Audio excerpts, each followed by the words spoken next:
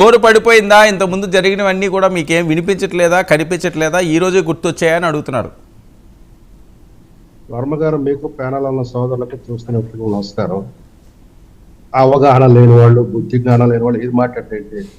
కానీ జగన్ రెడ్డికి అవగాహన ఉంది, కొడాలి నానికి అవగాహన ఉంది, వెల్లంపల్లి శ్రీనివాసరావుకి అవగాహన ఉంది, వైవి సుబ్బారెడ్డికి అవగాహన ఉంది. ఎట్లాగో తెలుసా? రిట్ పిటిషన్ నంబర్ 17/616/2020 డిసెంబర్ 30, 2020న మన రాష్ట్ర హైకోర్టు తీర్పిచ్చింది. జగన్ రెడ్డి అక్కడ డిక్లరేషన్ ఫారం మీద సంతకం పెట్టాలి, సంతకం పెడితేనే తిరుమల ఆలయంలో ప్రవేశం కల్పించాలని అలోకం, ఆ వ్యక్తి పేరు కూడా చెప్తాను, అలోకం సుధాకర్ బాబు అనే వ్యక్తి, గుంటూరు జిల్లా వైకుంఠపురానికి చెందిన వ్యక్తి ఒక రిట్ పిటిషన్ దాఖలు చేశాడు. పబ్లిక్ అతను చేస్తే దాని మీద జస్టిస్ భట్టు దేవానంద్ గారు తీర్పిచ్చారు. ఏమని తెలుసా? ఇది జగన్ రెడ్డికి కూడా తెలుసు, వైవి సుబ్బారెడ్డికి తెలుసు, కొడాలి నానికి తెలుసు. కానీ ఇప్పుడు మాట్లాడారా, మీరు చూపించారా? వీళ్ళు ఎవరికి తెలియదు. జగన్ రెడ్డి ముఖ్యమంత్రి హోదాలో ఉన్నప్పుడు టీటీడీ దేవస్థానం అధికారుల యొక్క ఆహ్వానం మేరకు వెళ్ళేటట్లయితే డిక్లరేషన్ ఇవ్వాల్సిన అవసరం లేదు, అన్యమతస్తుడైనా సరే. కానీ జగన్ రెడ్డి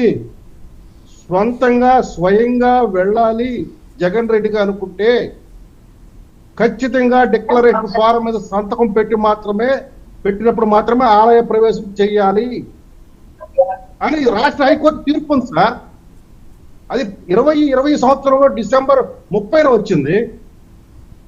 ఈ విషయం ప్రపంచానికి తెలియదనుకొని వీళ్ళతో నాటకాలాడి వీళ్ళు ఏదో గొట్టాల ముందుకు వచ్చి ఇష్టం వచ్చినట్టు మాట్లాడితే ఎవడు సార్ వినేది?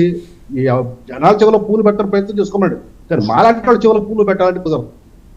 వీళ్ళు ఏదైనా మాట్లాడితే కొద్దిగా శాంతితో మాట్లాడాలి.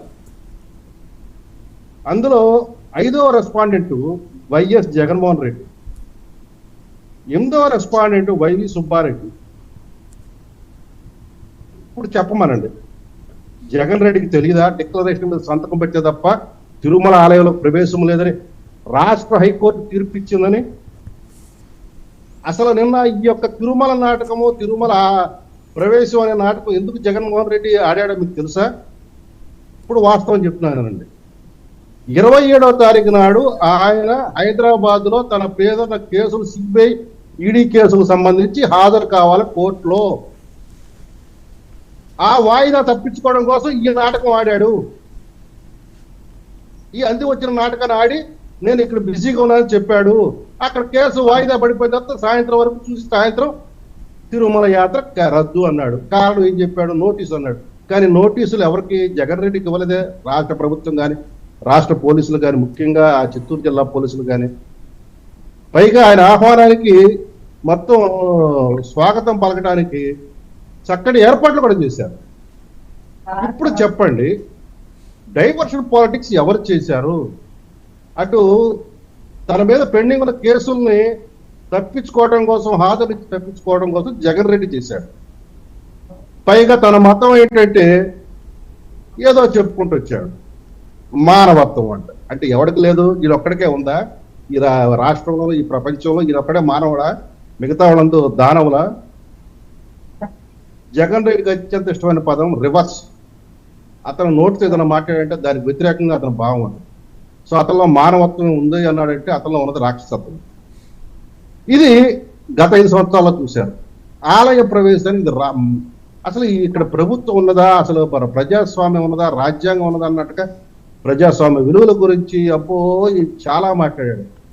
మరి అమరావతి రైతులు అక్కడ కోర్టు దగ్గర నుంచి తిరుమల గుడి వరకు యాత్ర పెట్టుకుంటే ఎందుకు ఆపించాడు? తన యొక్క వైసీపీ కార్యకర్తలతో అడుగడుగునా ఎందుకు ఇబ్బందులు కలిగించాడు?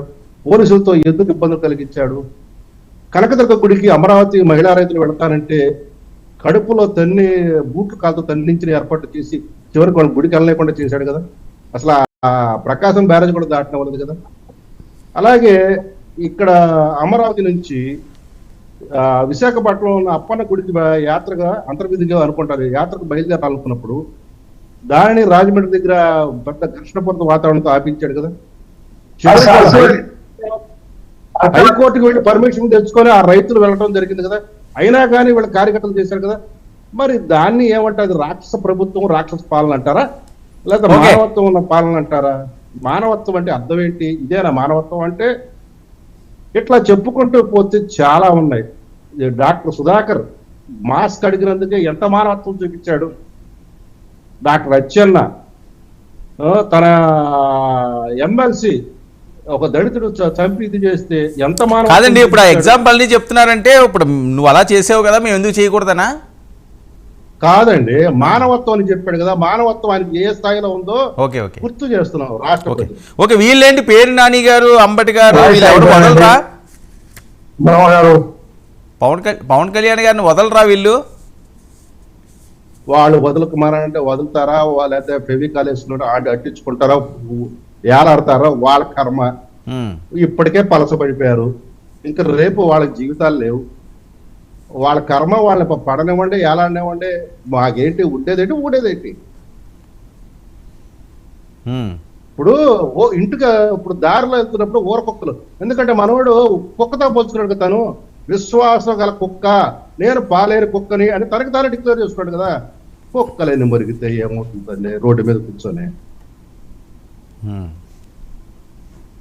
సో నేనల్లా ఈ మాట తనకి తాను అనుకున్నాడు, Hmm. తనకి తానే టీవీలో ముందుకొచ్చి డిక్లేర్ చేసుకున్నాడు. సో నేను జగన్ రెడ్డికి వాయిస్ పాలేరు బ్రేక్ అవుతుందండి, కుక్కని. నాకు వినపట్ల. ఒకసారి వాయిస్ సెట్ చూడండి పీసీఆర్. ఓకే, కాబట్టి వీళ్ళ యొక్క మాటలు చేష్టల గురించి కాదు, మీకు విషయం చెబుతున్నాను. రేపు 30వ తారీఖున సుప్రీంకోర్టులో Justice B R Gavai, Justice K V Viswanathan bench ముందు ఈ తిరుపతి లడ్డూకు సంబంధించి అవును. దాఖలు చేసిన 5 రిట్ పిటిషన్లు విచారణకు రాబోతున్నాయి. అవును.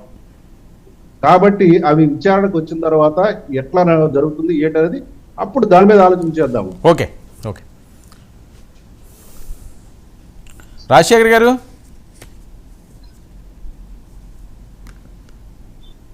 మీ వాయిస్. అండి మీకు గుడ్ ఈవినింగ్. ఓకే ఓకే ఒక వారం 10 రోజుల నుంచి తిరుమల తిరుపతి దేవస్థానం లడ్డూల అంశం అసలు వినడానికే ఇబ్బందికరంగా మారే పరిస్థితి. కోట్లాది మంది మనోవేదనలు, వాళ్ళ మనోభావాలు పూర్తిగా దెబ్బతిన్నాయి. ఏం జరిగిందో తెలియని పరిస్థితి. వీళ్ళని వాళ్ళు అంటారు, వాళ్ళని వీళ్ళు అంటారు. సరే ఓకే, సిట్ వేశారు సుప్రీంకోర్టు.